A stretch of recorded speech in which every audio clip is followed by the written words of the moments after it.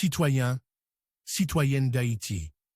Aujourd'hui, les patriotes haïtiens tirent la sonnette d'alarme sur l'un des problèmes les plus graves du pays, l'absence de décentralisation. En Haïti, tout est résumé à Port-au-Prince. Vous voulez un acte de naissance? C'est à Port-au-Prince. Une carte d'identification nationale? Port-au-Prince. Un passeport, un diplôme validé, une licence d'exercice, un permis de conduire, un certificat de bonne vie et mœurs, un casier judiciaire, une patente d'entreprise? Encore Port-au-Prince.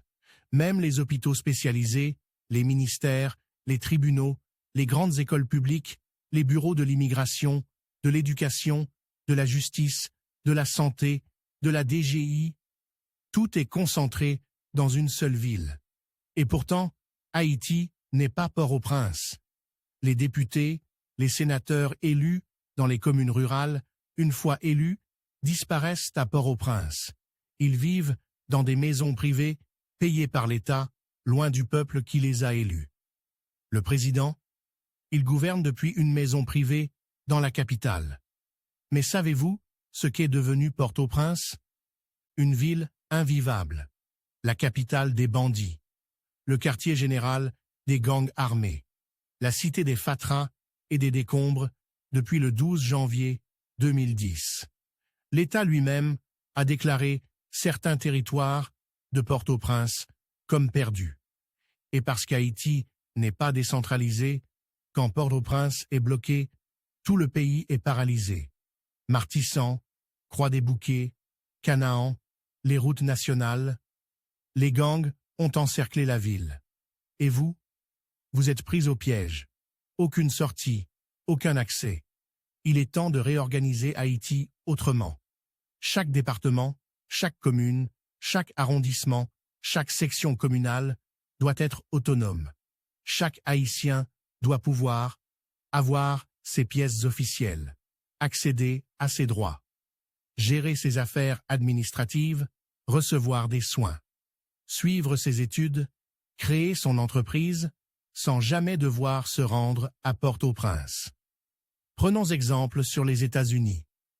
Un Américain vivant à New Jersey n'a pas besoin d'aller à Washington, D.C. pour faire un passeport.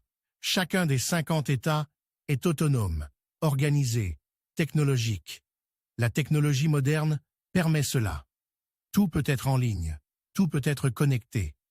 Mais pour cela, il faut des leaders visionnaires et un gouvernement avec un vrai budget pour la technologie. Aucun pays ne peut se développer en 2025 sans digitalisation, sans réseaux intelligents, sans administration électronique. Haïti a besoin de routes rapides et sécurisées, de ponts, de tunnels, de trains reliant les villes sans passer par Port-au-Prince, d'infrastructures publiques modernes dans toutes les communes, de plateformes numériques pour tous les services publics. Les patriotes haïtiens proposent une réforme profonde du territoire national. Un système basé sur la décentralisation. Des gouverneurs départementaux élus. Des services accessibles localement et en ligne. Un nouveau modèle de gouvernance moderne et équitable.